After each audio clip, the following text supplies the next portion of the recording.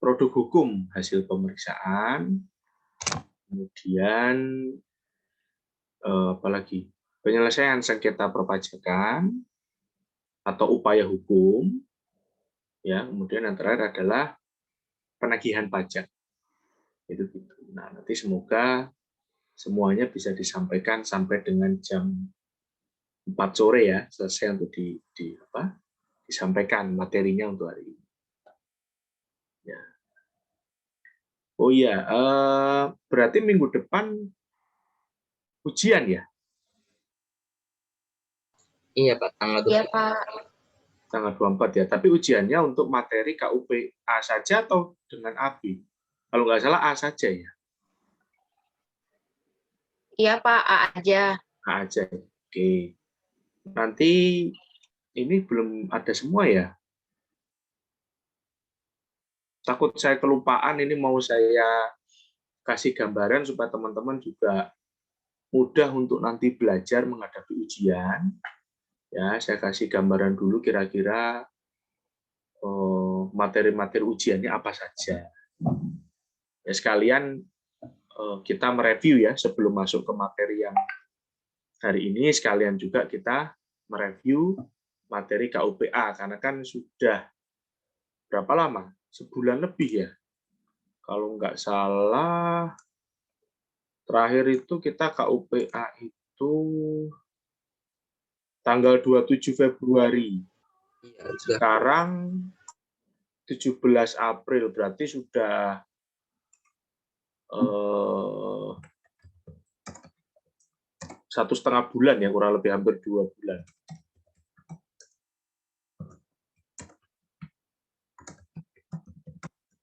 Ya kan, hampir 1,5 bulan. Nanti sambil kita mereview, sambil kita mengingat-ingat materi yang KUP-A, kemudian sekalian teman-teman juga supaya paham kira-kira nanti fokusnya yang mana untuk belajar.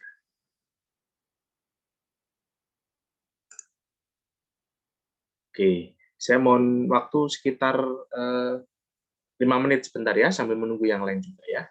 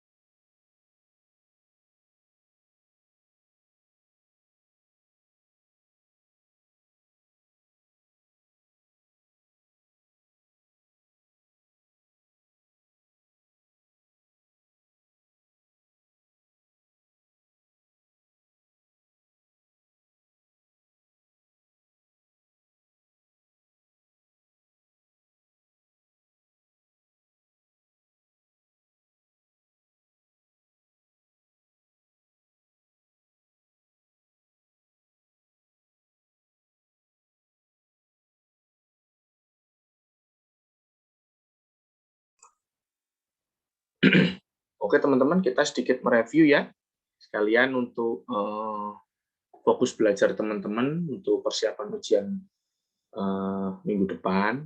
Karena ujiannya kalau saya nggak salah itu sehari ada beberapa mata ujian ya, nggak hanya KUP saja ya. Iya Pak, 4-4-nya langsung. 4-nya langsung ya, berarti ada KUP, KUP-A, PPHOP ya kalau nggak salah, karena saya ngisi di kelas yang ini kelas A, berarti kelas B itu PPHOP, berarti KUP-A, PPHOP, terus yang dua lagi apa? PBB sama PPN PPMA. Oh, PBB, oh ya. Ya berarti ini ya istilahnya berat-berat semua juga ya. Moga-moga nanti teman-teman bisa fokus mengerjakannya. Ya. Oke, jadi sekalian kita review untuk materi-materinya.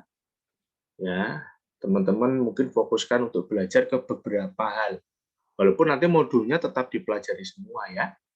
Di modulnya tetap dipelajari semua, tapi nanti pembahasannya fokusnya mungkin bisa lebih difokuskan ke mengenai yang pertama untuk pembagian jenis-jenis pajak. Pajak itu ada apa aja, ada pajak pusat, pajak daerah, kemudian apalagi pajak subjektif, objektif, pajak langsung, tidak langsung, yang seperti itu. Itu pembagian jenis-jenis pajak. Contohnya apa saja, itu seperti itu. Pengertiannya apa saja, ya. Kemudian ada juga pembagian hukum pajak. Pembagian hukum pajak itu apa? Ada hukum pajak material, ada hukum pajak formil. Kalau hukum pajak material itu seperti Undang-Undang PPH, Undang-Undang PPN, ya, Undang-Undang PBB, itu hukum pajak material. Kalau yang formil ya Undang-Undang KUP yang kita pelajari hari ini. Kemudian Undang-Undang Penagihan Pajak, Undang-Undang Pengadilan Pajak, itu juga hukum pajak formil. Nah, contohnya seperti itu. Kemudian ada juga mengenai sistem perpajakan di Indonesia. Ya, bagaimana teman-teman pada saat materi KUPA dipelajari, sistem perpajakan Indonesia itu secara umum menganut self assessment. Ya, pengertiannya apa, contohnya seperti apa, nanti mungkin bisa teman-teman explore. Ada juga official assessment. Ya, itu pengertiannya seperti apa. Ada juga withholding tax. Nah, seperti itu. Nanti dipelajari kira-kira contohnya seperti apa, pemahamannya bagaimana. Kemudian fungsi pajak. Fungsi pajak itu yang utama ada berapa? Ada 2 ya. Fungsi penerimaan dan fungsi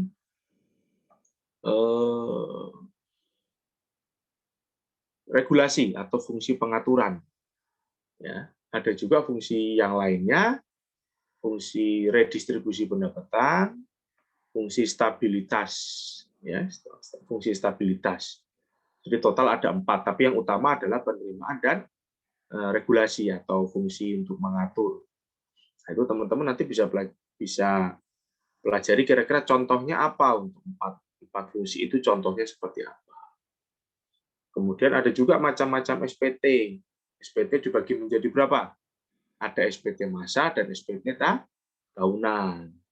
SPT massa terdiri dari apa saja? Ada 21, ada 22, gitu ya. Contohnya ada pasal 4 ayat 2 misalnya. Kalau SPT tahunan hanya ada 2 ya. SPT tahunan PPh orang pribadi dan SPT tahunan PPh badan. Seperti itu. Kemudian untuk materi yang lebih dalam lagi tentang NPWP. Ya, apa itu NPWP? Fungsinya, syaratnya. Ya. Syarat wajib untuk punya NPWP apa? Terpenuhinya 2 syarat, yaitu persyaratan subjektif dan objektif. Nah, itu.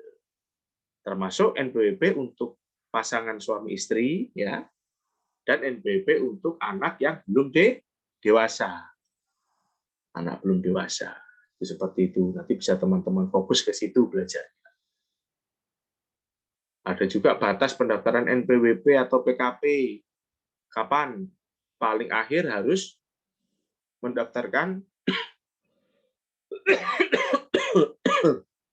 Mohon maaf nih, kesal. Kapan terakhir kali harus mendaftarkan NPWP? Untuk orang pribadi kapan? Untuk wajib pajak badan kapan? Begitu juga kapan harus melaporkan diri untuk dikukuhkan sebagai PKP, pengusaha kena pajak. Batas waktunya kapan? Itu seperti itu. Ada juga batas waktu atau jatuh tempo pembayaran dan pelaporan SPT. Ya, pembayaran dan pelaporan SPT. Nah, itu teman-teman bisa nanti pelajari lagi kapan batas waktunya.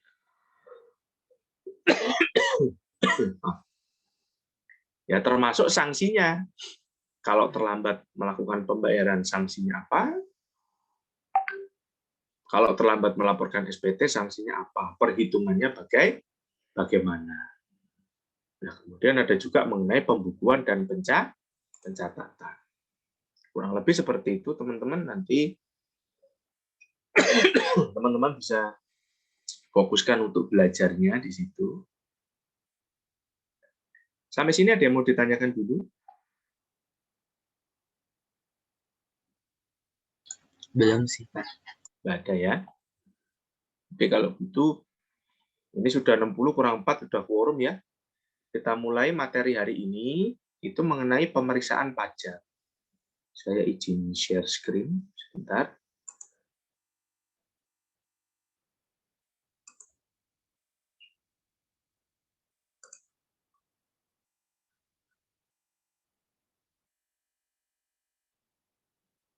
Oke, sudah terlihat ya. Share screen ya. Bentar ya. Masih. Oh, dah. Oke, dah. Udah ya, ya. Maaf, laptopnya laptop sangat canggih, jadi sering hang dan sering lemah.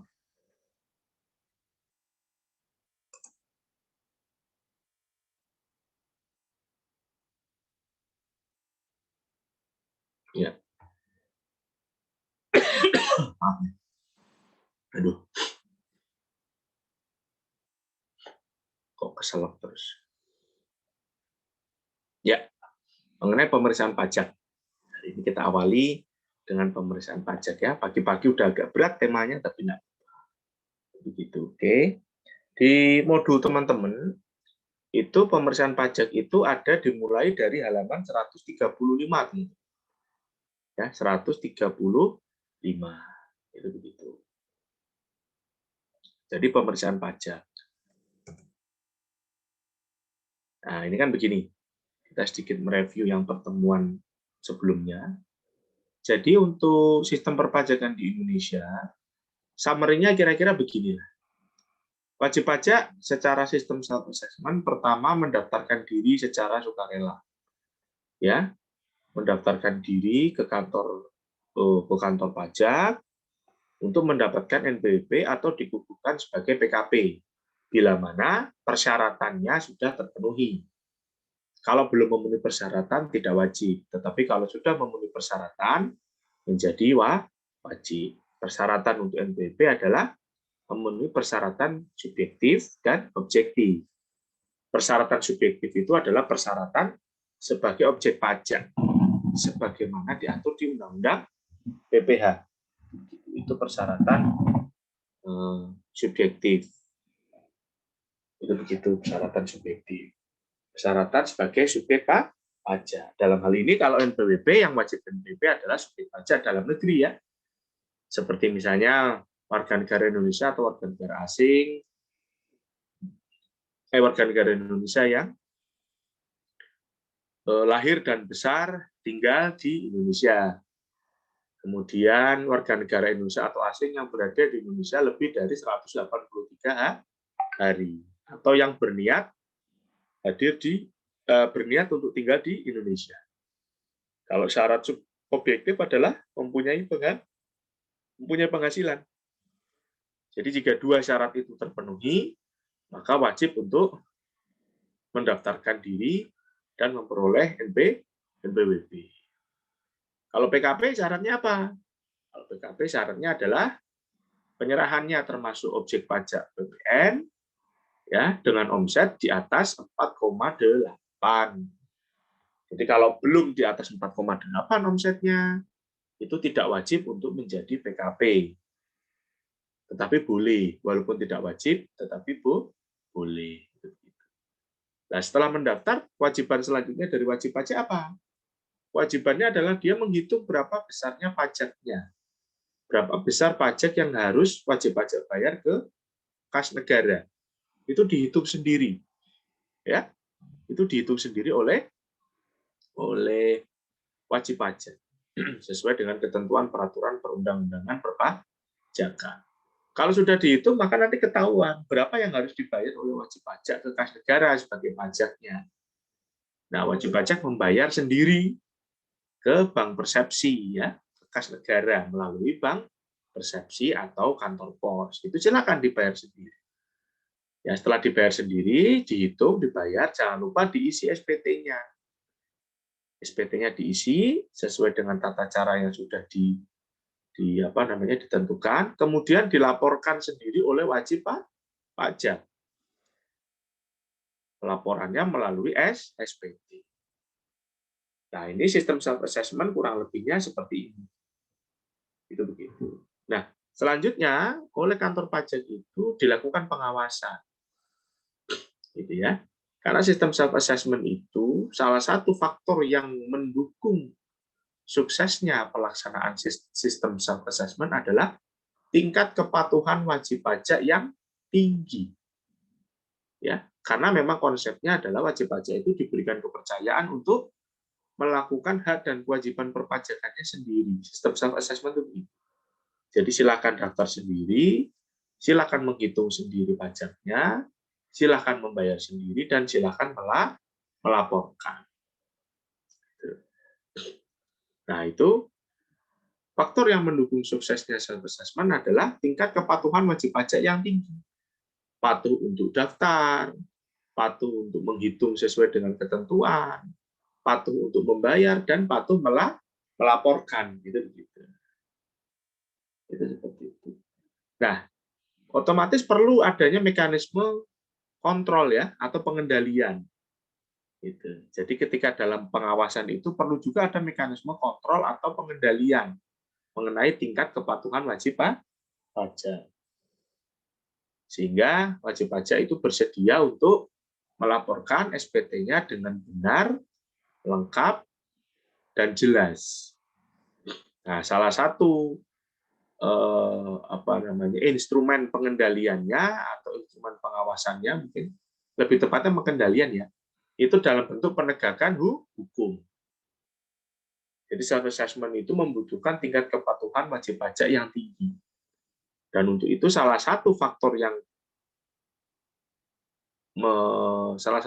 pengendalian supaya tingkat kepatuhannya tinggi adalah salah satunya itu pemeriksaan pajak dalam koridor penegakan hukum. Itu seperti itu.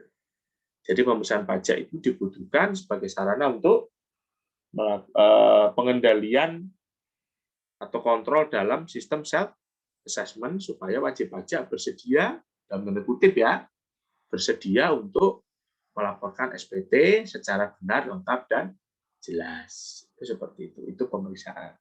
Sampai sini teman-teman, apakah ada yang mau ditanyakan dulu? Pak, sorry mau tanya, tapi yang KUPA, Pak. Oh iya, kenapa? Iya, itu kan yang di PDF Bapak, fungsi pajak itu ada 4 ya Pak ya? Yang anggaran, regulator, redistribusi, sama stabilitas. Tapi kalau di buku stabilitasnya itu nggak ada, adanya demokrasi. Jadi yang benar 4 atau 5 plus demokrasi, Pak? Ya, jadi sebetulnya kalau kita bicara secara undang-undang, itu kan fungsinya secara eksplisit itu kan hanya ada 2. Ya, hanya ada 2, yaitu fungsi penerimaan atau fungsi anggaran atau fungsi budgeter. Kemudian yang kedua adalah fungsi regulasi atau pengaturan atau fungsi mengatur. Nah, fungsi-fungsi yang lain selain itu sebetulnya fungsi penjabaran dari 2 fungsi yang di atas. Jadi tadi kalau ditanyakan itu tidak ada stabilitas, tetapi adanya demokrasi, itu yang benar yang mana? Ya dua-duanya benar.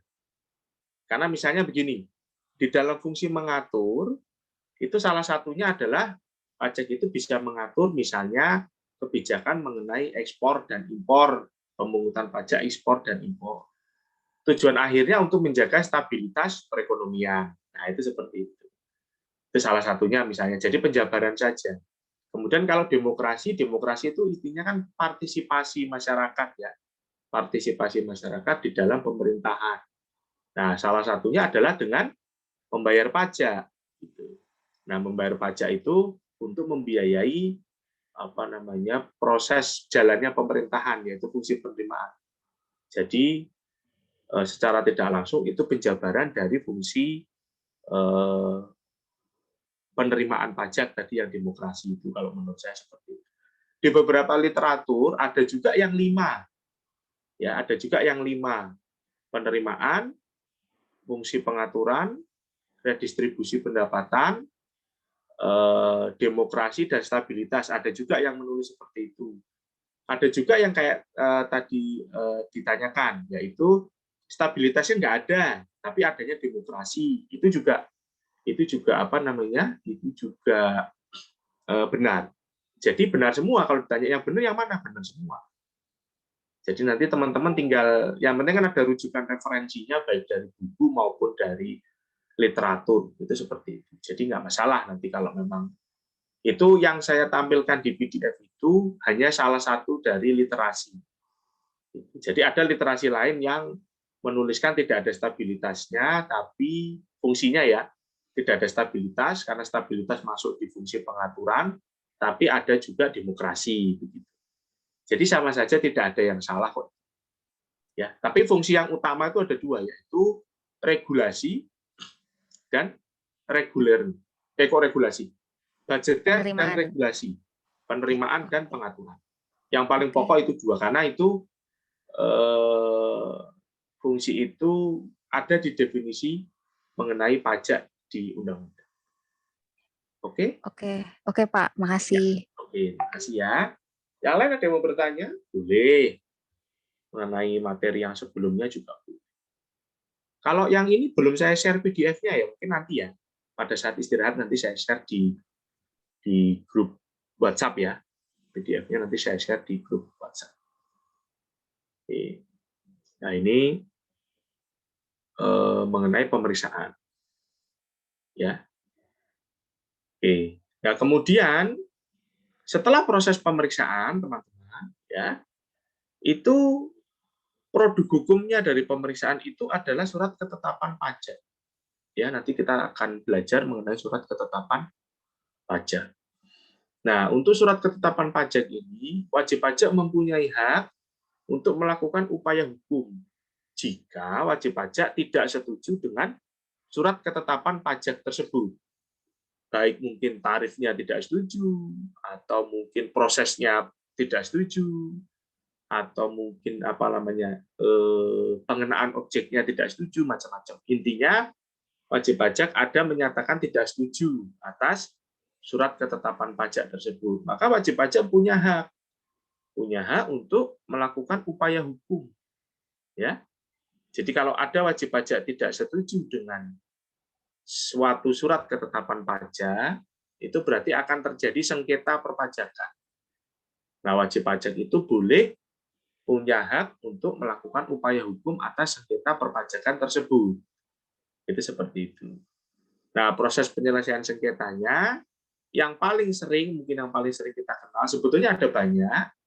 Ada pembetulan surat ketetapan pajak, ada pembatalan surat ketetapan pajak juga ada. Ada apa lagi? Ada penghapusan sanksi, ada pengurangan sanksi, ya. Ada keberatan, ada banding, ada juga gugatan. Kemudian yang terakhir ada juga peninjauan kembali. Sebenarnya ada banyak. Cuma mungkin yang paling sering dibahas itu adalah mengenai proses keberatan dan banding. Itu gitu. Jadi boleh misalkan wajib pajak tidak setuju dengan suatu surat ketetapan pajak, wajib pajak punya hak untuk mengajukan upaya hukum berupa keberatan. Itu. Mengajukannya masih ke Direktorat Jenderal Pajak kalau keberatan. Boleh. Upaya hukum berupa keberatan. Misalnya kemudian keluarlah keputusan keberatannya. Atas keputusan keberatan tersebut, wajib pajak tetap tidak setuju misalnya, maka wajib pajak boleh mengajukan upaya banding. Itu begitu. Boleh mengajukan upaya banding. Kalau tadi keberatan mengajukannya ke Direktorat Jenderal Pajak, ya, jadi mengajukan ke KPP, kemudian nanti diproses oleh kantor wilayah, artinya masih di dalam internal Direktorat Jenderal Pajak. Tapi kalau pengajuan banding itu ke pengadilan pajak. Pengajuan banding ke pengadilan pajak. Itu berarti di luar Direktorat Jenderal Pajak. Seperti itu.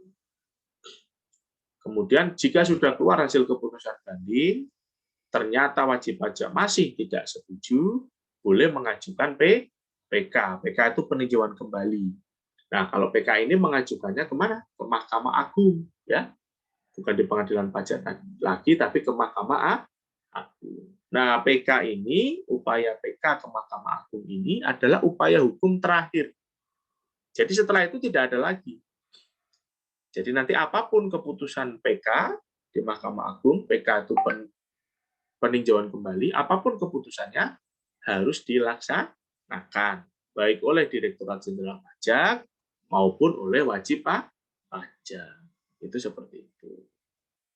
Jadi kurang lebih gambaran mengenai upaya hukum ya atau penyelesaian sengketa perpajakan itu seperti itu. Sampai sini ada yang mau bertanya?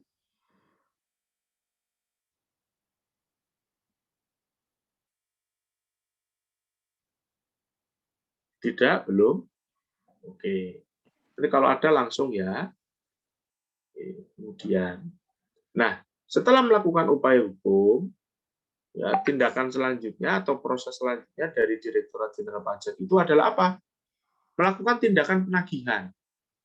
Ya, jadi tadi kalau sudah ada keputusan hukum yang tetap, baik melalui pemeriksaan, baik melalui proses upaya hukum, keberatan, banding atau PK, itu nanti kalau sudah ada kekuatan produk hukum atau ketetapan hukum yang bersifat tetap, ya, tidak lagi diajukan upaya hukum, maka kewajiban untuk memenuhi pembayaran pajak jika memang ada yang harus dibayar, itu harus dipenuhi wajib pajak dalam waktu 1 bulan sejak ketetapan pajaknya dikeluarkan. Kalau ternyata lewat 1 bulan tidak juga melakukan pembayaran, artinya ada utang pajak yang belum terbayar, nanti oleh kantor pajak atau oleh Direktorat Jenderal Pajak itu akan dilakukan proses penagihan pajak. Ya, proses penagihan pajak. Itu seperti itu. Di penagihan nanti ada proses, misalnya wajib pajak tetap tidak bisa membayar atau tidak mau, itu bisa dilakukan penyitaan misalnya, kurungan ya misalnya, itu terus apalagi pencekalan ya, tidak boleh keluar negeri misalkan, lebih seperti itu. Nah, itu gambaran umum mengenai sistem perpajakan di Indonesia. Summary-nya kurang lebih seperti itu. Sampai sini ada yang mau bertanya?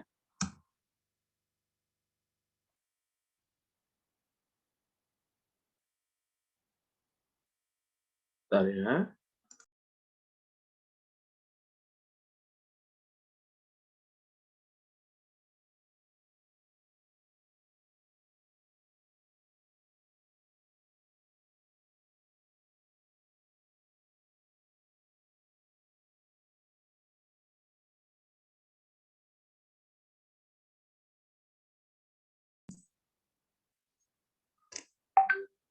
Oke.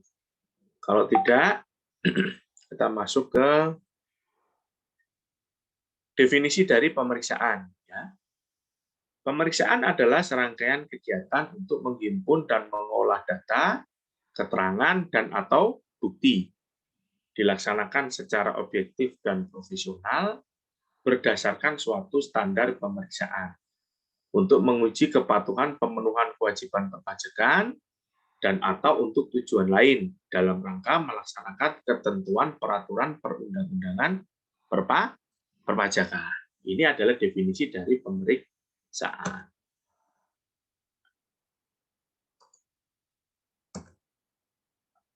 Tujuan pemeriksaan hanya ada 2 ya, teman-teman. Menurut Undang-Undang KUP, tujuan pemeriksaan itu ada 2. 1, menguji kepatuhan pemenuhan kewajiban perpajakan. Ya, itu tujuan pertama. Atau tujuan lain. Tujuan lain dalam rangka melaksanakan ketentuan peraturan perundang-undangan perpajakan. Jadi tujuannya hanya ada 2, yaitu menguji kepatuhan atau tujuan lain. Itu seperti itu.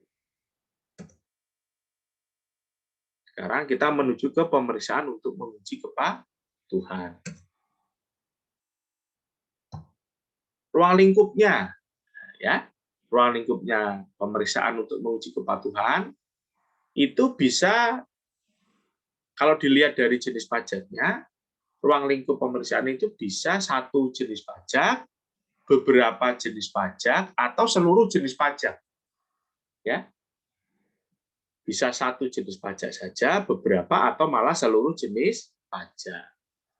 Kemudian kalau dilihat dari masa atau tahun pajaknya, itu bisa satu masa pajak, atau beberapa masa pajak, atau 1 tahun pajak, atau mungkin beberapa tahun pajak.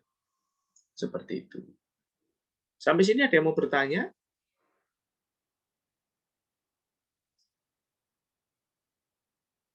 Belum? Jadi kalau satu jenis pajak itu misalnya untuk kewajiban perpajakan PPh badan saja, itu satu jenis pajak. Atau PPh OP saja, atau PPN saja. Nah, itu satu jenis pajak. Kalau beberapa jenis pajak berarti bisa PPh badan dan PPN misalnya. Atau PPh 21 dan PPN saja, itu misalnya seperti itu. Itu beberapa jenis pajak.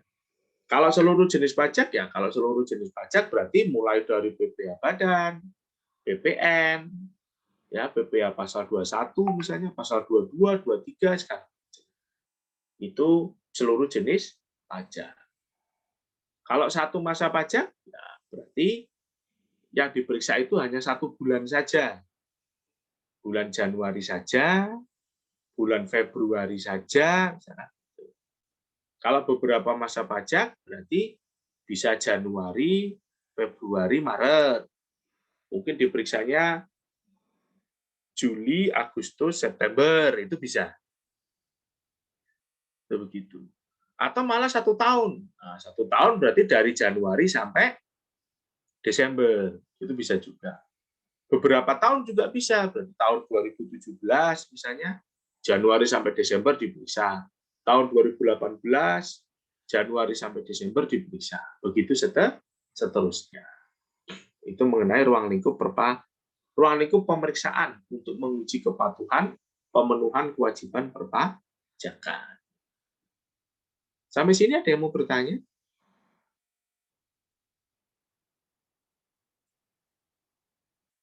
Belum? Belum. Belum ya. Nah, ini kriteria pemeriksaan untuk pemeriksaan menguji kepatuhan. Jadi ketika wajib pajak melaporkan SPT, ya, SPT yang dilaporkan wajib pajak itu ada SPT yang dilaporkan wajib pajak itu ada kategori SPT yang harus diperiksa, ya. Kemudian ada SPT yang dapat diperiksa. Artinya dapat diperiksa itu tidak harus diperiksa. Gitu.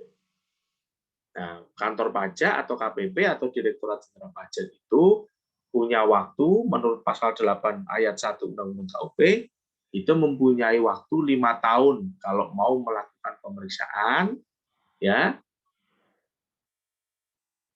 dan mengeluarkan ketetapan pajak. Jadi daluarsa penetapannya atau daluarsa pemeriksaannya atau penetapannya bukan pemeriksaannya ya, daluarsa penetapannya itu 5 tahun. Maksudnya bagaimana itu? Daluarsa penetapan itu 5 tahun itu maksudnya bagaimana? Ada yang bisa membantu menjelaskan atau mungkin berpendapat? Maksudnya bagaimana dengan daluarsa penetapan pajak 5 tahun? Ya. Setelah 5 tahun berarti tidak boleh lagi ada penetapan pajak karena sudah daluarsa. Itu begitu. Nah, maksudnya bagaimana itu daluarsa 5 tahun itu contohnya seperti apa? Ada yang bisa mungkin ada yang mau berpendapat atau bisa membantu menjelaskan? Saya stop share dulu. Ada teman-teman?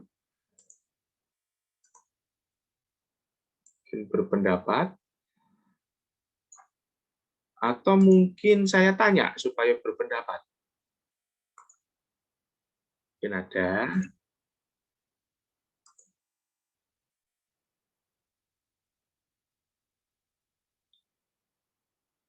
Teman-teman, mohon maaf, saya off dulu 15 menit ya, saya mohon maaf ya. Ini ada urgent sebentar ya.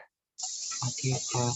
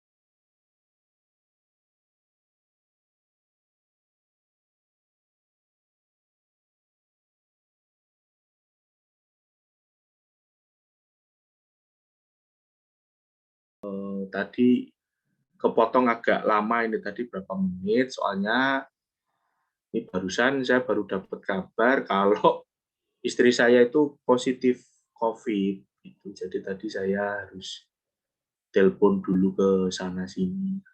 Kebetulan karena penugasan kan kami ada, saya dan keluarga itu kan ada di beda kota gitu. Jadi tadi baru dapat kabar kalau istri saya positif COVID, jadi tadi sedikit harus telepon ke sana sini. Gitu. Mohon maaf ya. Kita lanjutkan ya. Kita lanjutkan. Ya, tadi sampai mana ya? Sampai mengenai kriteria pemeriksaan. Sebentar.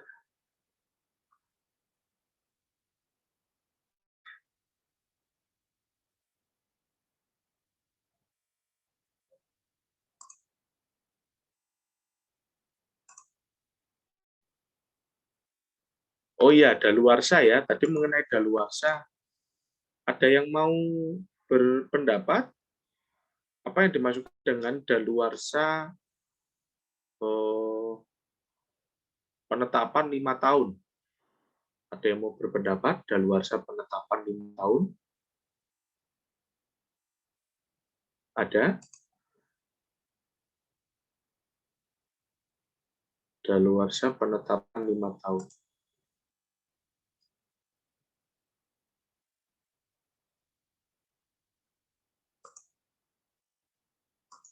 Ada mungkin teman-teman mau berpendapat?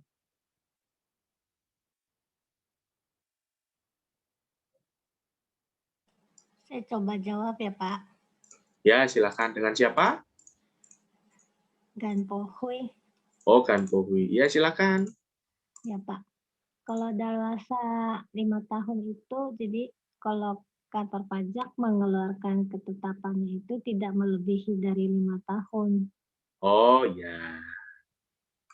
Jadi kan Direktorat Jenderal Pajak itu kalau mengeluarkan Ya, ketetapan jadi tidak boleh. misalnya kalau ada timbul hutang pajak, kalau udah lewat dari 5 tahun, kantor pajak tidak bisa mengeluarkan ketetapan untuk tagih lagi. Oke, ya. Ya, jadi secara umum tadi benar ya penjelasan dari teman kita. Daluarsa penetapan itu maksudnya begini.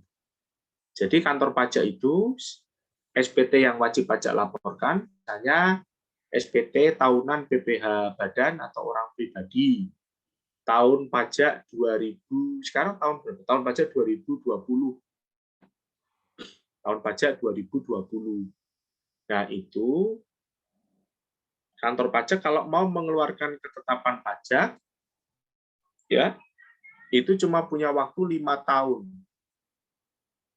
Jadi kalau tahun pajak 2020 itu berakhirnya 31 Desember 2020. Itu tahun pajak 2020. Berakhirnya 31 Desember 2020. Itu begitu. Nah, berarti kalau 5 tahun, berarti sampai 31 Desember 2025. Ya, tahun pajak 2020 itu berakhirnya 31 Desember 2020. Berarti kalau 5 tahun adalah 31 Desember 2025. Artinya, kantor pajak cuma punya waktu, Direktorat Jenderal Pajak cuma punya waktu sampai 31 Desember 2025 untuk mengeluarkan ketetapan pajak. Ya. Di luar itu, selain itu, di luar setelah tanggal 3 Desember 2025, tidak boleh lagi mengeluarkan ketetapan pajak. Itu maksudnya begitu. Maksudnya daluarsa penetapan itu seperti itu. Oke, terima kasih tadi yang sudah membantu untuk menjawab. Ya. Sekarang kita lanjutkan lagi materinya. Ya, kita lanjutkan lagi materinya. Saya share. Nah, ini. Ya, saya share screen.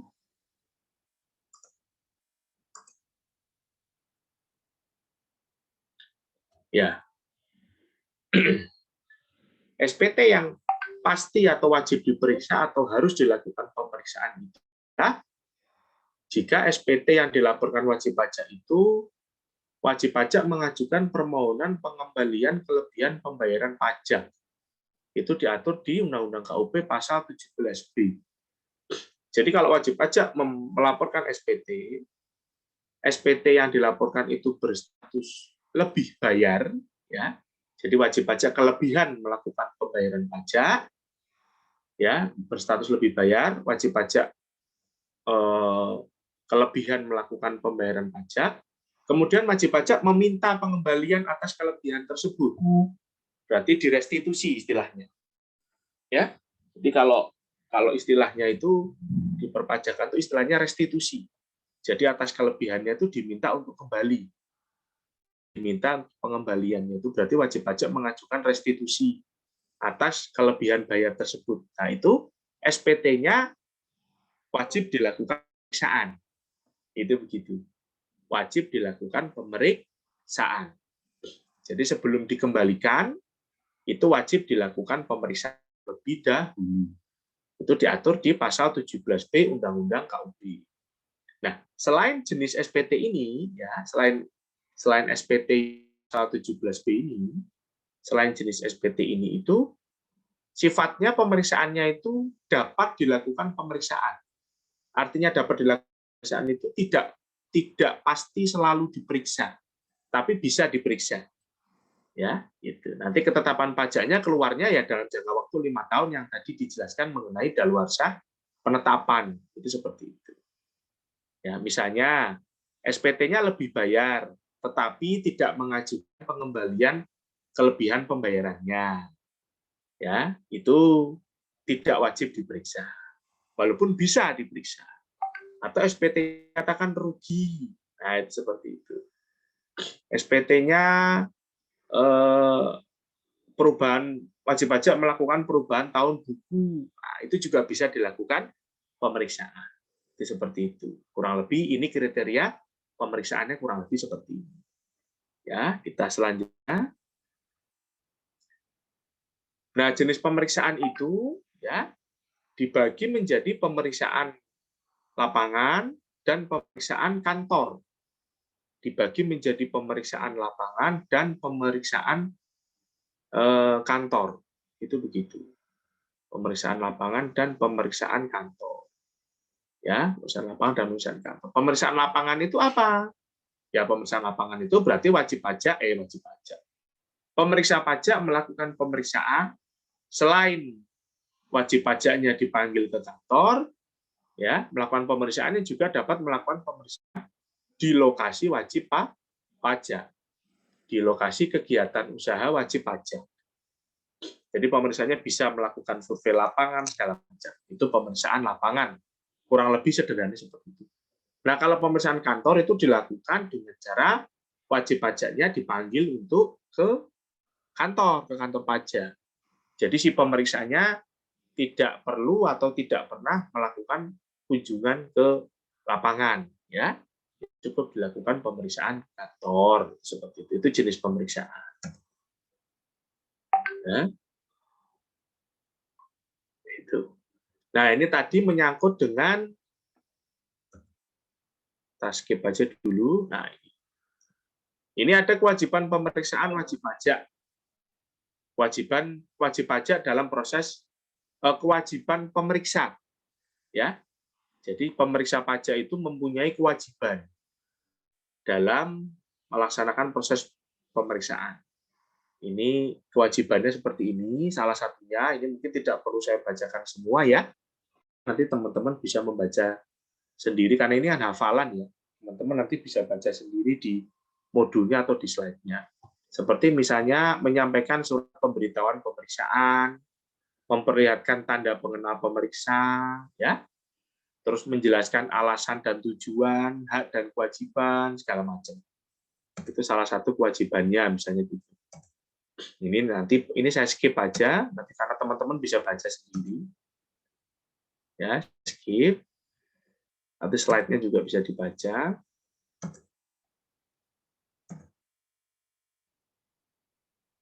Nah, ini. Ya, kalau ini proses pemeriksaan, jangka waktunya ini nanti saja. Nah, ini. Langsung ke sini dulu ya, teman-teman ya. Atau sampai sini ada yang mau ditanyakan dulu? Ada yang mau ditanyakan dulu? Belum, Pak. Belum ya? Oke.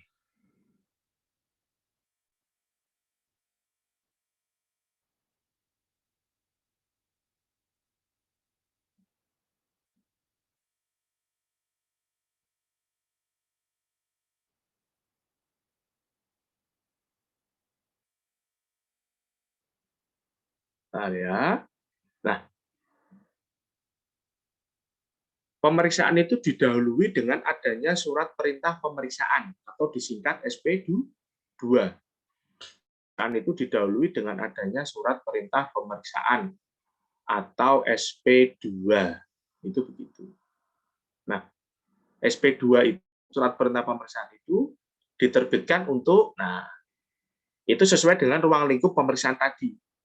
Jadi bisa satu atau beberapa masa pajak, ya, 1 tahun pajak atau beberapa tahun pajak, misalnya seperti itu. Itu seperti itu.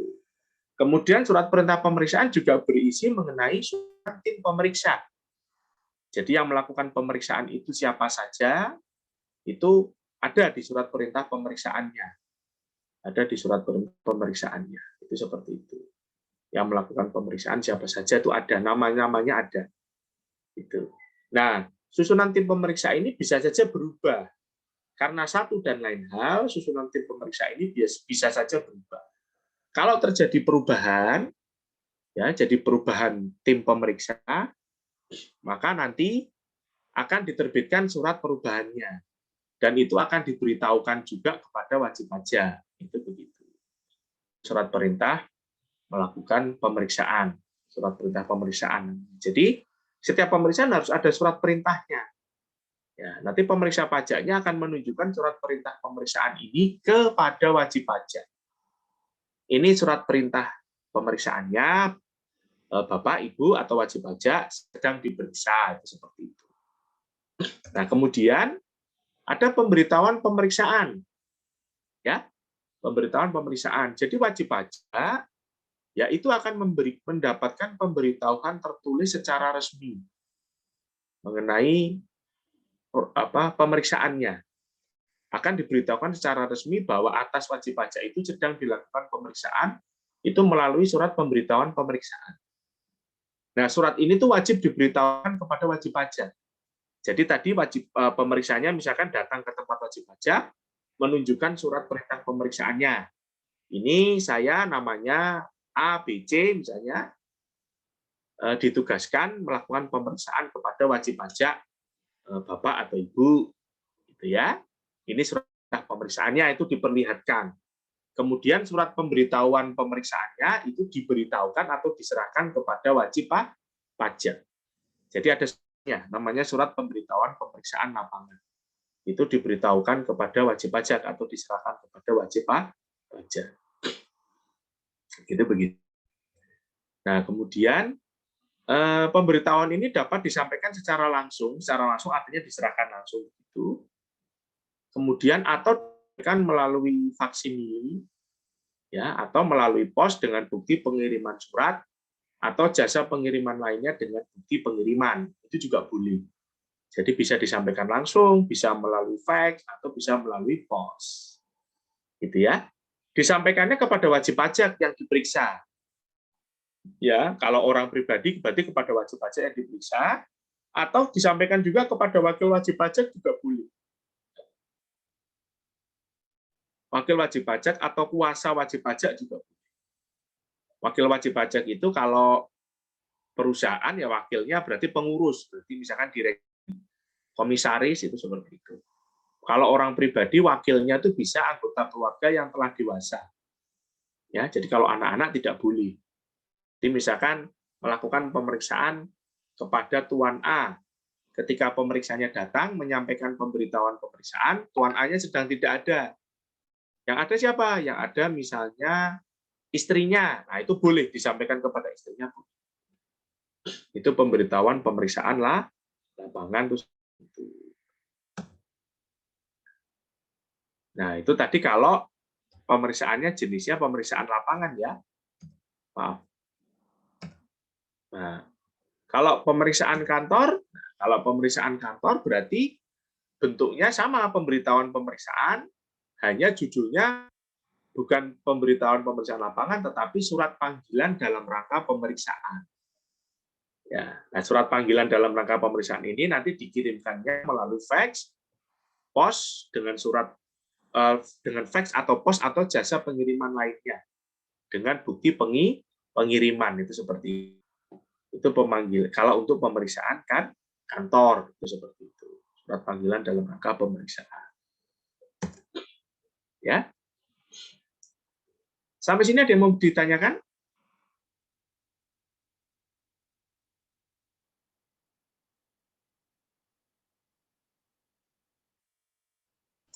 Belum, Pak. Belum ya.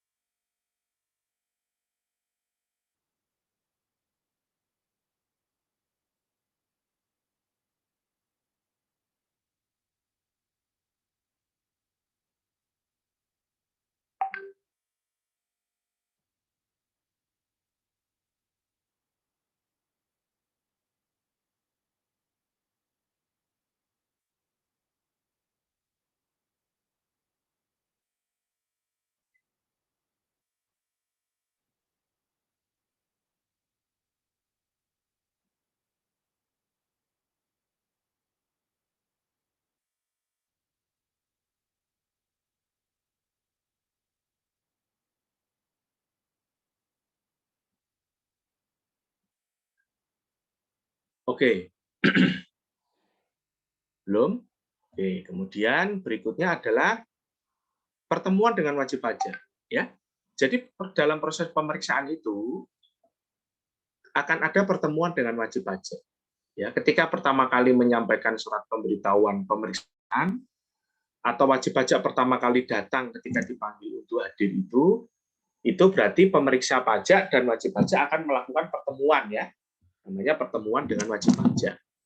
Nah, di dalam pertemuan pertama ini, pertemuan yang pertama itu, pemeriksa pajak wajib menjelaskan hal-hal sebagai berikut. Yang pertama, alasan dan tujuan pemeriksaan. Itu harus dijelaskan. Alasannya apa, tujuannya apa. Begitu. Kemudian hak dan kewajiban wajib pajak selama dan setelah pelaksanaan pemeriksaan. Jadi hak dan kewajiban wajib pajak juga dijelaskan, itu wajib dijelaskan. Ya. Kemudian hak dan kewajiban wajib pajak mengajukan permohonan untuk dilakukan pembahasan tim quality assurance. Artinya apa? Artinya begini. Tadi sudah saya jelaskan bahwa dalam proses pemeriksaan itu bisa saja wajib pajak tidak setuju dengan hasil pemeriksaan. Gitu ya. Sebelum keluarnya surat ketetapan pajak, wajib pajak boleh mengajukan pembahasan dengan tim quality assurance. Artinya tim quality assurance itu adalah tim yang ditunjuk dari kantor wilayah, ya. Ketika misalkan ada pemeriksaan yang belum disepakati antara wajib pajak dan pemeriksa pajak. Itu sebelum keluarnya surat ketetapan pajak. Jadi masih dalam proses pembahasan pemeriksaan.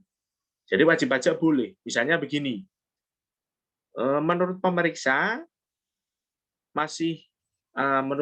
terdapat koreksi sebesar 10, misalnya begitu. Menurut wajib pajak tidak ada koreksinya, harusnya tidak perlu dikoreksi. Misalnya seperti itu ya, misalnya. Oleh karena itu, karena terjadi perbedaan, wajib pajak kemudian boleh mengajukan pembahasan dengan tim quality assurance. Nanti dia mengajukan ke pemeriksanya. Pak, saya mau sebelum dikeluarkan surat ketetapan pajak, saya mau dibahas dulu perbedaan ini ya dengan tim quality assurance dari Kanwil, dari kantor wilayah. Itu boleh. Nah, ini maksudnya hak wajib pajak untuk mengajukan permohonan dengan tim quality assurance. Itu maksudnya seperti itu. Seperti itu. Kemudian penjelasan berikutnya adalah pemeriksa pajak perlu menjelaskan mengenai buku, catatan, dan dokumen yang menjadi dasar pembukuan atau pencatatan. Jadi, seperti yang pertemuan sebelumnya kita pelajari, bahwa wajib pajak itu wajib membuat pembukuan atau setidak-tidaknya pencatatan. Ya. Kemudian menyimpan pembukuan dan dokumen-dokumen terkait pembukuan dan pencatatan itu selama berapa? Selama 10 tahun. Nah, itu salah satunya adalah ketika nanti misalnya diperiksa, itu di proses pemeriksaan akan dipinjam, itu wajib pajak bisa untuk menyerahkan. Jadi misalkan wajib pajak melaporkan, oh saya penghasilannya sebesar 100. Nah, nanti diminta dokumen pendukungnya. 100 ini ada buktinya atau tidak, diterimanya dari siapa yang memberi, gitu kan? Nah, itu seperti itu. Atau misalkan wajib pajak di situ melaporkan bahwa dia mengeluarkan biaya untuk membayar gedung misalnya. Nah, itu nanti diminta bukti pendukungnya. Kontrak sewanya kemana, segala macam. Itu seperti itu. Kontrak sewanya sudah dibayar atau belum, segala macam. Nah, itu maksudnya buku, catatan, dan atau dokumen yang menjadi dasar pembukuan atau pencatatan itu maksudnya itu. Itu seperti itu. Nah, hasil dari pertemuan pertama ini itu akan dituangkan atau akan dibuatkan dalam bentuk berita acara pertemuan dengan wajib pajak. Akan dibuatkan pertemuan atau berita acara pertemuan dengan wajib pajak. Itu begitu. Berita acara pertemuan dengan wajib pajak. Nah, berita acara ini ditandatangani oleh tim pemeriksa dan wajib pajak. Kalau menolak bagaimana? Menolak untuk tanda tangan. Kalau menolak untuk tanda tangan, maka nanti pemeriksanya akan membuat namanya catatan mengenai penolakan tanda tangan tersebut.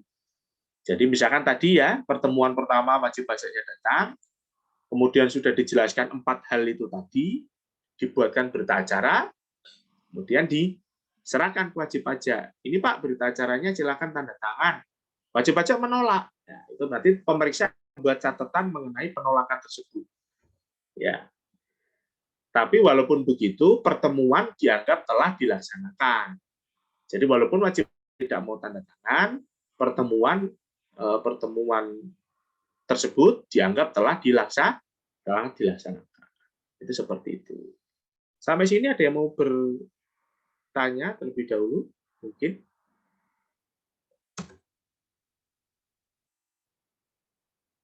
Belum? Oke. Nah, dalam proses pemeriksaan, pemeriksa pajak itu akan melakukan peminjaman dokumen ya, teman-teman ya. Pemeriksa pajak itu akan melakukan peminjaman dokumen. Ya, tadi dokumen-dokumen yang diperlukan itu dapat dipinjam. Ya, dokumen-dokumen itu dapat dipinjam. Nah, ketika misalnya pemeriksa datang ke lokasi wajib pajak, ternyata di situ terdapat dokumen yang diperlukan, pemeriksa boleh langsung meminjam dokumen tersebut, boleh. Ya. Secara lisan ya, tanpa ada surat terlebih dahulu, itu boleh peminjaman dokumen. Itu boleh. Nah, kami ketika survei ke lapangan misalkan, "Oh, Bapak ini dokumen apa?" "Oh, ini dokumen perhitungan stok akhir, Pak." "Oh, gitu ya." Nah, ini mumpung ada di sini kami pinjam terlebih dahulu, Pak. Ya, langsung kami pinjam saat ini juga boleh, boleh. Itu begitu. Akan dibuatkan bukti, tentu kalau peminjaman ada buktinya ya, yang dipinjam apa, jumlahnya berapa, lengkap atau tidak itu supaya nanti dalam pengembalian juga lengkap sesuai dengan yang dipinjam. Itu boleh. Jadi dokumen itu dapat dipinjam langsung pada saat pemeriksa hadir di lokasi wajib pajak, survei di lokasi wajib pajak, atau kalau misalkan ketika survei ke lokasi wajib pajak tidak ada dokumen yang dipinjam, pemeriksa setelahnya juga boleh membuat namanya surat permintaan peminjaman buku atau dokumen. Nah, jadi misalkan ketika survei ke lapangan, ya ternyata belum pinjam dokumen tuh, nah, terus pemeriksanya kembali ke kantor, di kantor pajak, kemudian dia membuat surat peminjaman dokumen. Oh, saya pinjam ini, ya itu juga boleh. Nanti suratnya itu dilampiri dengan daftar dokumennya. Ya, daftar dokumennya juga dilampirkan suratnya. Suratnya juga dilampirkan. Jadi ada daftar dokumen yang dipinjam itu apa, lampirannya apa saja ada. Nah, gitu. Nah, nanti dari surat permintaan itu wajib pajak cuma punya waktu 1 bulan maksimal, ya. Maksimal itu harus dipenuhi. Misalkan pemeriksa pajak dokumen totalnya jumlahnya ada 10, 1, 2, 3, 4, 5, 6, 7, 8, 9, 10 dokumen. Nah, itu dalam waktu 1 bulan wajib pajak harus memenuhi peminjaman tersebut. Itu begitu. Dokumennya juga bisa berupa dokumen fotokopi atau elektronik ya, tidak harus asli. Tidak harus fisik asli, tidak. Bisa fotokopi, bisa juga elektronik, itu seperti itu. Ya. Kalau nanti fotokopi atau elektronik nanti dilengkapi dengan surat pernyataan bahwa fotokopinya tersebut adalah sesuai dengan aslinya. Itu seperti itu. Sampai sini teman-teman ada yang mau bertanya mengenai peminjaman?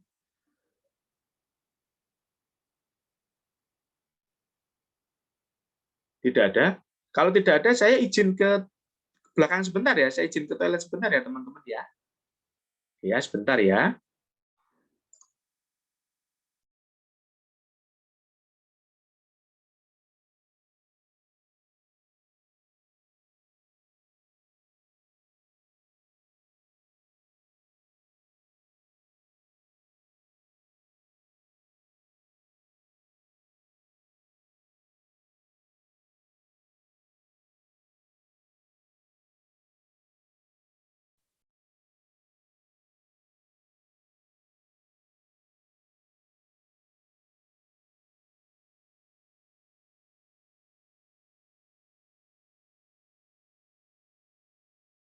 Kita lanjutkan materinya.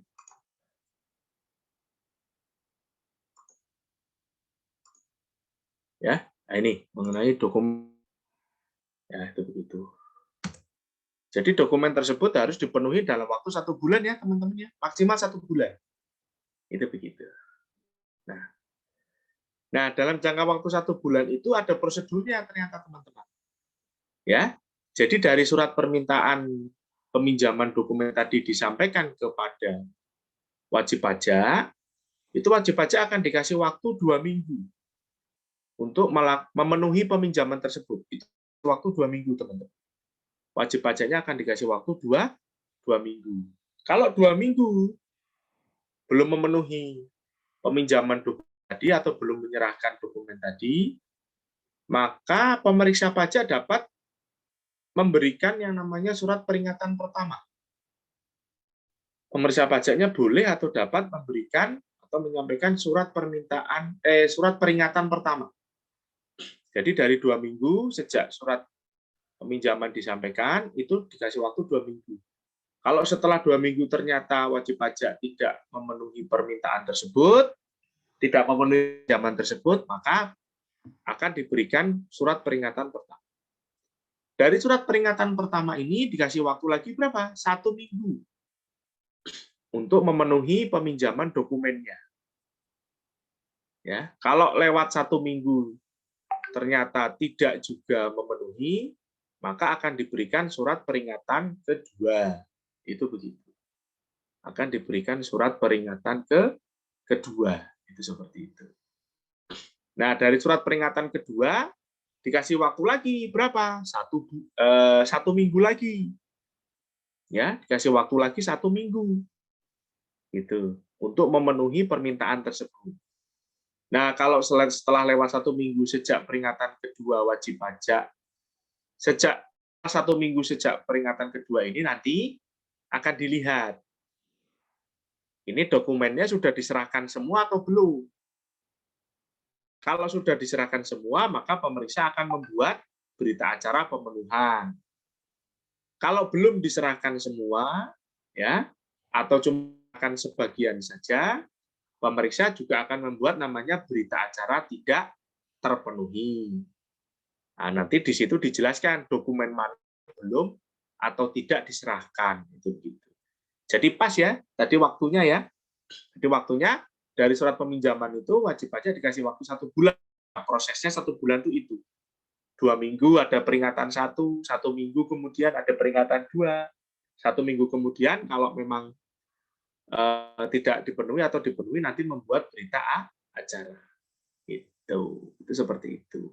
Nah, peminjaman dokumen ini penting ya teman-teman ya. Karena apa? Karena nanti ketika wajib pajak mengajukan upaya hukum, baik keberatan atau banding, maka dokumen yang dapat dipertimbangkan di proses upaya hukum keberatan itu hanya dokumen yang sudah diserahkan pada saat pemeriksaan, teman-teman.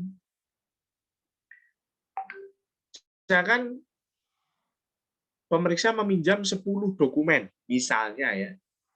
Kemudian dari 10 dokumen itu wajib pajak menyerahkan 7. Gitu ya. Jadi hanya 7, yang 3 tidak ada diserahkan. Maka nanti ketika proses keberatan, misalnya, proses keberatan wajib pajak mengajukan upaya hukum, proses keberatan, itu yang dapat dipertimbangkan dokumennya itu yang 7 tadi. Yang 3 tidak boleh diserahkan pada saat proses keberatan. Kalaupun diserahkan tidak akan dipertimbangkan karena pada saat pemeriksaan tidak diserahkan. Itu begitu. Nah, itu jadi menjadi penting ini peminjaman dokumen ini harus dipenuhi ya, sebisa mungkin dipenuhi. Itu seperti itu. Bukan sebisa mungkin ya, wajib dipenuhi. Itu mengenai peminjaman dokumen. Sampai sini ada yang mau bertanya mengenai peminjaman dokumen?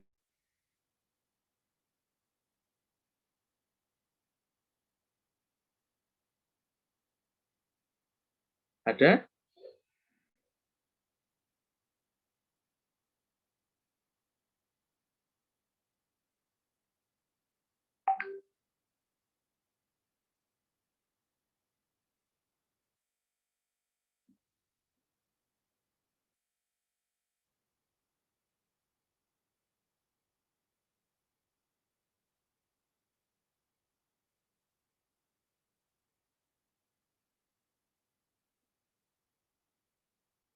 Belum ya?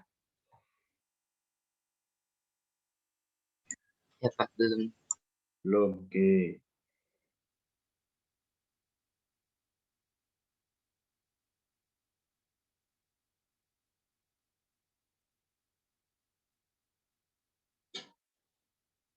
Oke, kita lanjutkan ya teman-teman ya.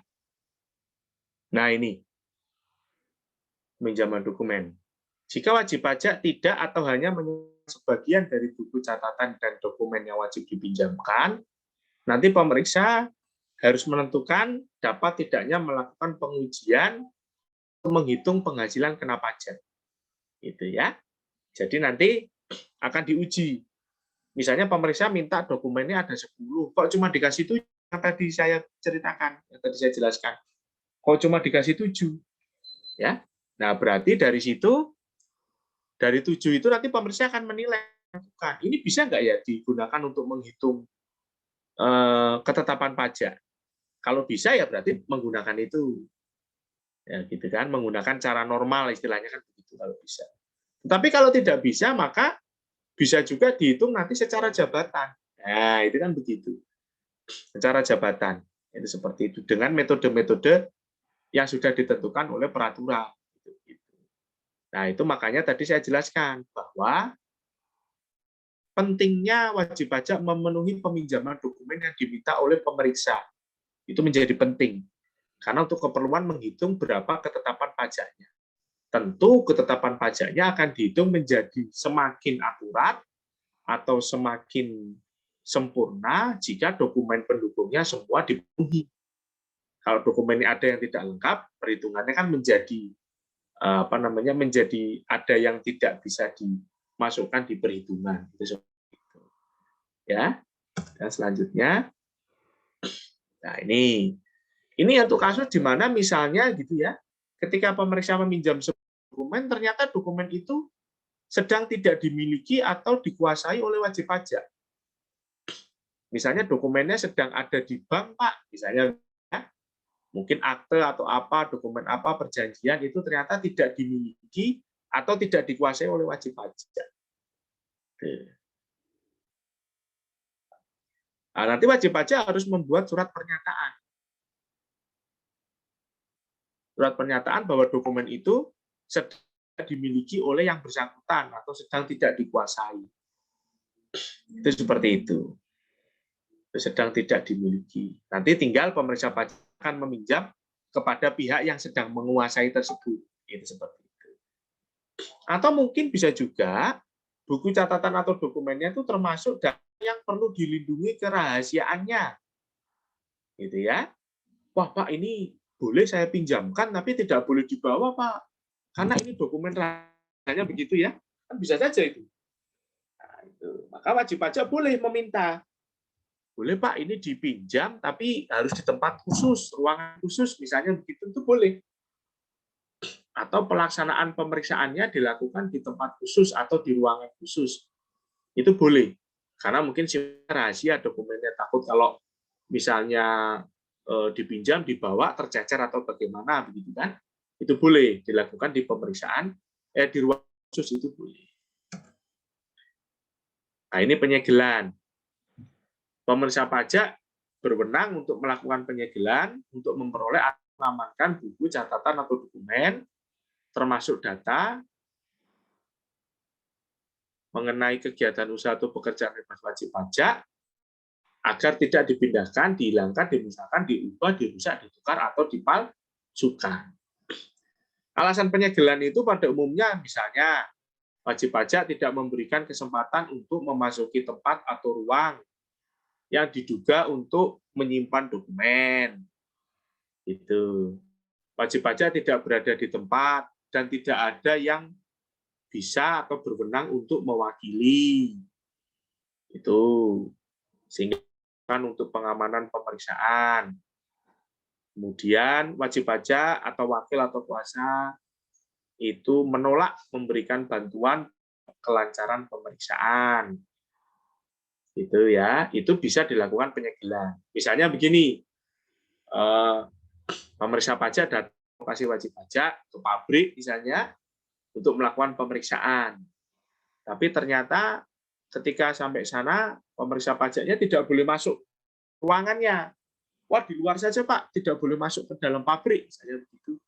Itu pabriknya boleh disegel. Atau misalkan boleh masuk, tapi ini tempat apa nih? Oh, ini lemari menyimpan dokumen, misalnya ya. Diketahui itu lemari untuk menyimpan dokumen dokumen perpajakan maupun dokumen kegiatan usaha misalnya. Kalau gitu kami mau pinjam dokumen, oh nggak boleh Pak, nggak boleh dibuka, misalnya begitu. Nah itu boleh nanti lemarinya atau tempatnya itu disegel, itu boleh. Ya, itu seperti itu. Itu kegiatan penyegelan. Alasan dilakukan penyegelan itu seperti itu. Ya, nah, penyegelan itu dengan menggunakan tanda segel, ada tanda segelnya. Dilakukan oleh pemeriksa pajak dengan disaksikan sekurang-kurangnya 2 orang dewasa, selain anggota tim pemeriksa. Biasanya dengan aparat setempat, misalkan mungkin polisi saksinya boleh, atau dari instansi pemerintah setempat itu juga boleh. Ya, nanti dibuatkan berita acara penyegelan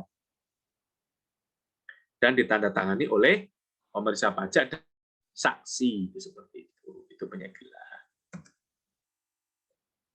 Nah, nanti kalau memang ternyata wajib pajak sudah memberikan izin segala macam, ya otomatis segelnya boleh dibuka ya, pembukaan segel.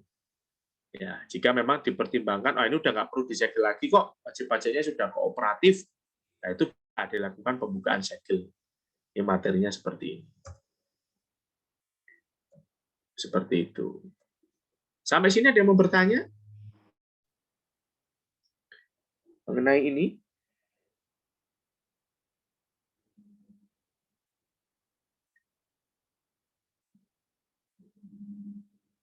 Di sini? Atau mungkin materi yang sebelumnya?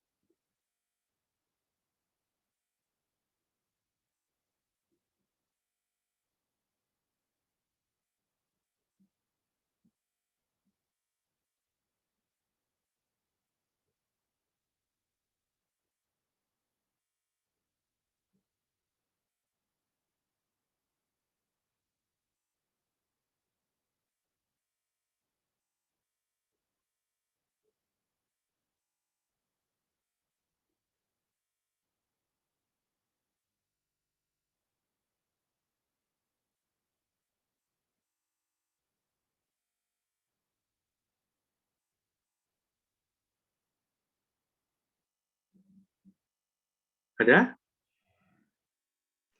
Belum ada, Pak. Belum ya?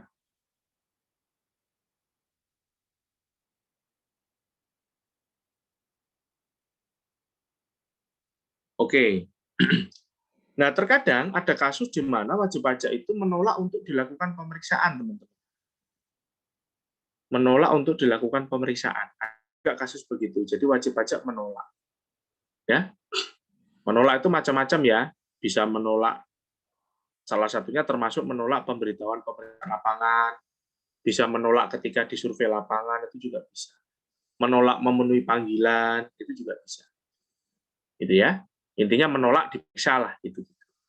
Nah, tapi nanti wajib pajak harus bikin surat pernyataan. Wajib pajak harus menandatangani surat pernyataan penolakan pemeriksaan. Wajib pajak harus menandatangani surat pernyataan penolakan pemeriksaan. Itu seperti itu. Menandatangani surat pernyataan penolakan pemeriksaan. Ya, itu seperti itu. Kalau wajib pajak tidak mau bikin surat pernyataan, bagaimana Pak? Ya nggak apa-apa. Nanti pemeriksa akan membuat berita acara penolakan pemeriksaan. Itu. Jadi wajib pajak kalau tidak mau bikin surat pernyataan, nanti pemeriksa bikin berita acaranya. Nah, pemeriksaannya apakah berhenti atau lanjut? Pemeriksaannya tetap lanjut. Ya, pemeriksaan tetap lanjut. Kemudian dari pemeriksaan yang lanjut itu akan dijadikan dasar untuk menetapkan pajak secara jabatan. Gitu. Atau kalau ada indikasi tindak pidananya berarti bisa diusulkan pemeriksaan ke arah pembuktian adanya tindak pidana, yaitu pemeriksaan bukti permulaan. Itu seperti itu. Jadi, walaupun menolak dilakukan pemeriksaan, itu pemeriksaannya tetap lanjut, tetap dilakukan. Itu seperti itu. Pemeriksaannya tetap dilakukan. Itu seperti itu. Oke, ada pertanyaan? Tidak ya? Kalau begitu Pak, kita mau nanya. Oh iya, silakan. Kalau menolak diperiksa terus bikin surat pernyataan, itu sanksinya apa, Pak? Kalau menolak diperiksa, terus bikin surat pernyataan, ya berarti sanksinya mengikuti sanksi dari proses pemeriksaan kalau memang ada data-data yang belum dilaporkan. Itu begitu. Ya. Oh. Betul. Jadi misalkan gini, oke saya menolak untuk diperiksa. Berarti misalkan dia juga menolak untuk memberikan dokumen segala macam. Nah, nanti pemeriksanya akan menghitung pajaknya secara jabatan. Secara jabatan itu artinya dengan data yang ada, dengan metode yang dimiliki pemeriksa nanti dihitung. Nah, nanti di situ kalau masih ada kurang bayarnya, berarti awal pajak akan dikenakan bunga, misalnya begitu. Atau kalau dia menolak untuk diperiksa, ternyata ada indikasi tindak pidana, misalnya, maka bisa diusulkan pemeriksaan bukti permulaan atau bahkan penyidikan. Kalau memang terbukti ada tindak pidananya. Nah, kalau ada unsur tindak pidana, berarti sanksinya bisa sanksinya kalau sanksi pidana itu bisa sanksi bisa sanksi pembayaran denda dan sanksi kurungan kan begitu. Karena kalau pidana pasti ada sanksi kurungannya. Itu seperti itu. Ya, itu seperti itu. Jadi sanksinya seperti itu ya, kurang lebihnya ya. Ada lagi yang lain? Pak, kalau mau nanya yang tadi tuh kalau yang penyerahan data dokumen, kalau di surat cuma bertanya, maksudnya meminta penjelasan, kita nggak perlu kasih dokumen. Yang mana tuh Mas itu? Yang tadi sebelum penolakan, kan ada permintaan Ya. minjam dokumen. Kalau misalnya baru surat permintaan penjelasan, tidak perlu kasih data gitu Pak, cukup Ya. dijelaskan saja. Oke.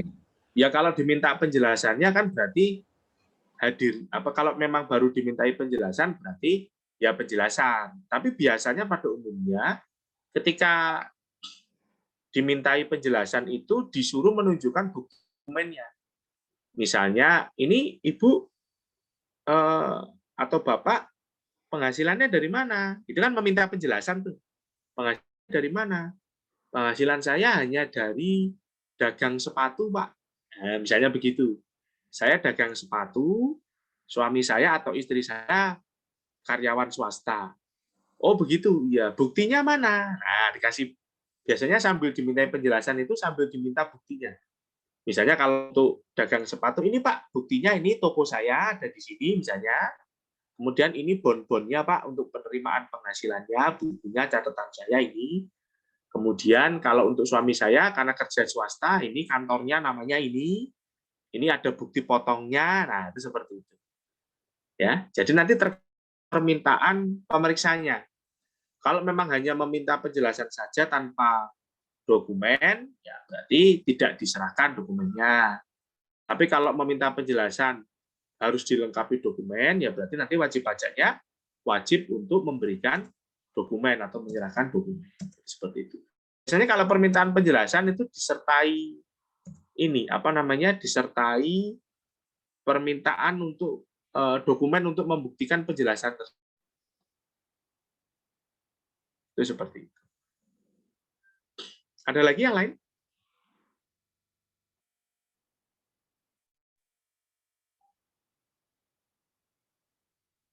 Oke ya. Nah, ini tadi skema penolakan pemeriksaan. Ini lebih rinci aja. Intinya kalau dia menolak harus membuat surat pernyataan. Ketika misalnya menolak lagi nanti akan diberikan berita acara penolakan membantu kelancaran pemeriksaan misalnya. Nah, nanti jadi dasar ini tetap akan dilanjutkan pemeriksaannya. Malah bisa juga ditetapkan secara jabatan, itu seperti itu. Yang lain ada? Kalau tidak, ini kita lanjutkan. Ya, kalau penolakan pemeriksaan kantor berarti wajib pajak sudah dipanggil untuk datang ke kantor, tapi tidak pernah pemanggilannya. Ya, itu nanti pemeriksa juga akan bikin BA, tidak dipenuhinya panggilan. Itu seperti itu. Nah, ini penjelasan wajib pajak. Untuk memperoleh penjelasan yang lebih rinci, pemeriksa pajak dapat memanggil wajib pajak atau wakil atau pegawai atau anggota keluarga yang telah dewasa dari wajib pajak. Permintaan penjelasan dapat pada saat pelaksanaan pemeriksaan di tempat wajib pajak. Jadi tadi untuk penjelasan lebih rinci bisa wajib pemeriksa pajak itu memanggil wajib pajaknya, wakil atau mungkin pegawai untuk memberikan penjelasan. Misalkan transaksi kegiatannya apa, Pak? Oh, saya ekspor sepatu. Ekspornya bagaimana? Wah, yang tahu pegawai saya, Pak, rincinya. Yang tahu lebih rinci itu pegawai saya. Oh ya, kalau begitu ini apa? Tolong dijelaskan pegawainya, tolong disuruh ke sini yang bisa nanti menjelaskan prosesnya bagaimana. Nah, itu bisa. Nah, nanti penjelasan tersebut akan dibuatkan berita acara. Ya, penjelasan mungkin otomatis kan bisa ditanya, bisa kalau proses ekspornya bagaimana, kirimnya pakai apa, ekspedisinya gitu ya. Terus kira-kira ongkosnya bagaimana, nah, terus segala macam itu nanti dibuatkan tertulis dalam bentuk berita acara pemberian keterangan. Jadi dibuatkan tulis dalam bentuk berita acara. Ya, supaya apa? Supaya menjamin hak dan kewajibannya. Ya, jadi keterangannya itu bisa dibuktikan secara tertulis. Ya, nanti kalau tidak tertulis kan mungkin bisa lupa ya. Wah, dulu ngomong apa ya? Dulu menjelaskan apa ya? Nah, itu lupa. Tapi kalau tertulis nanti bisa dipastikan ada buktinya, itu kan begitu. Nanti wajib pajak tanda tangan. Jadi di jawabannya itu nanti wajib pajak paraf, terakhirnya wajib pajak tanda tangan. Tim pemeriksanya juga tanda tangan. Gitu. Kalau sudah dipanggil, datang, menjelaskan tidak mau tanda tangan berita acara, gimana Pak? Ya berarti nanti dibuatkan berita acara penolakan, seperti itu. Ya, seperti itu. Yang lain? Ada yang mau bertanya?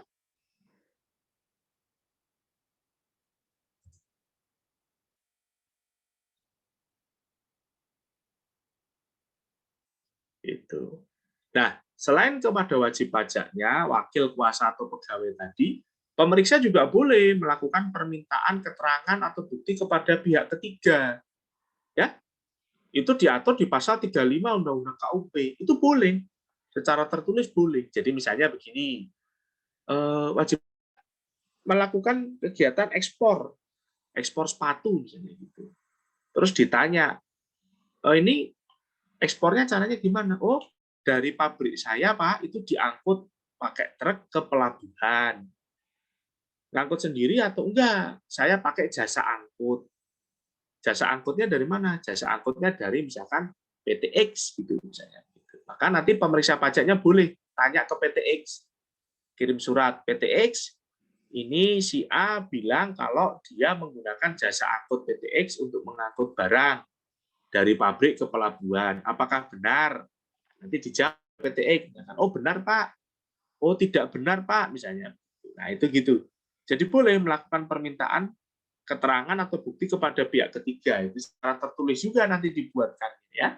Supaya ada bukti tertulisnya. Seperti itu. Selanjutnya. Nah ini. Nah, teman-teman, hasil pemeriksaan itu nanti akan diberitahukan secara resmi atau secara tertulis kepada wajib pajak. Pemeriksaan itu akan diberitahukan secara resmi atau tertulis kepada wajib pajak. Dalam bentuk apa? Namanya SPHP. SPHP itu surat pemberitahuan hasil pemeriksaan. Ya. Jadi ada surat pemberitahuan hasil pemeriksaan, nanti surat itu dilampiri dengan daftar temuan hasil pemeriksaan. Nah, itu nanti dijelaskan itu hasil pemeriksaannya di surat pemberitahuan hasil pemeriksaan. Disampaikan kepada wajib pajak, bisa secara langsung, pos atau fax, itu begitu. Nah, setelah menerima SPHP itu, wajib pajak wajib memberikan tanggapan tertulis, teman-teman. Ya, wajib memberikan tanggapan tertulis. Itu begitu. wajib memberikan tanggapan tertulis atas SPHP tersebut. Ya, atas SPHP tersebut wajib memberikan tanggapan tertulis. Batas waktunya kapan? 7 hari kerja sejak diterimanya SPHP. Jadi dalam waktu 7 hari kerja sejak diterimanya SPHP itu wajib memberikan tanggapan tertulis. Itu seperti itu. Kalau misalkan 7 harinya kurang itu gimana ya Pak? Misalnya materinya sangat banyak. Wah ini kalau saya 7 hari waktunya harus memberikan tanggapan, kelihatannya tidak cukup Pak. Materinya sangat banyak. Nah itu boleh diperpanjang. Diperpanjang 3 hari kerja. Jadi berapa? Jadi 10 hari kerja totalnya. Nanti wajib pajak bikin namanya surat pemberitahuan perpanjangan. Yang intinya mohon dilakukan perpanjangan 3 hari kerja untuk melakukan atau memberikan tanggapan tertulis. Itu seperti itu. Nah, tanggapannya kan hanya ada 2 tuh. Setuju atau tidak setuju. Kalau setuju semuanya, berarti dilampiri dengan lembar pernyataan persetujuan. Itu kalau setuju semuanya. Kalau tidak setuju, baik sebagian maupun semuanya, wajib pajak harus memberikan surat sanggahan. Kenapa tidak setuju? Disertai perhitungannya, alasannya, dan buktinya. Itu seperti itu, surat sanggahan. Nah, itu secara normal alurnya seperti itu. Kemudian ditanya, ada nggak Pak wajib pajak yang dia menolak untuk menerima SPHP? Jadi ketika dia diberikan SPHP, itu dia menolak. Ada nggak Pak? Ada. Wajib pajak ada yang menolak untuk menerima SPHP, ada. Sekali lagi, kalau memang dia menolak, maka harus bikin apa? Surat pernyataan. Surat pernyataan menolak. Kalau tidak bikin bagaimana Pak? Ya kalau tidak bikin nanti pemeriksanya akan bikin berita acara pernyataan menolak. Jadi ini wajib pajaknya menolak untuk menerima SPHP dibuatkan berita acara itu seperti itu. Ya, itu seperti itu. Kasus kedua ada juga wajib pajak tidak menolak menerima SPHP tapi tidak memberikan tanggapan. Tidak memberikan tanggapan tertulis. Ada, Pak? Ada juga. SPHP-nya sih dia menerima, tapi ternyata dia tidak menerima itu maksudnya suratnya dia terima. Tapi ternyata dia tidak memberikan tanggapan tertulis. Ada, Pak? Ada. Itu juga nanti dibuatkan berita acara, tidak disampaikannya tanggapan tertulis. Itu seperti itu. Oke, sampai sini teman-teman ada yang mau bertanya? Kalau tidak, ini karena sudah jam 10.21 ya, ini saya absen dulu ya teman-teman ya. Harap standby, ini saya absen dulu. Oke, Pak.